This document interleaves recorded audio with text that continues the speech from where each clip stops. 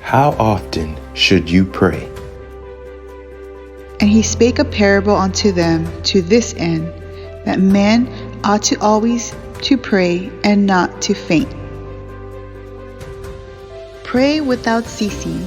In everything give thanks, for this is the will of God in Christ Jesus concerning you. I'd like to share with you a quote to go along with these scriptures. This does not mean that we should be constantly bowed before God in prayer, but that we should not neglect prayer, and that we should ever be in a prayerful frame of mind, even when walking by the way or engaged in the duties of life, ever ready to send up our petitions to heaven for help in time of need.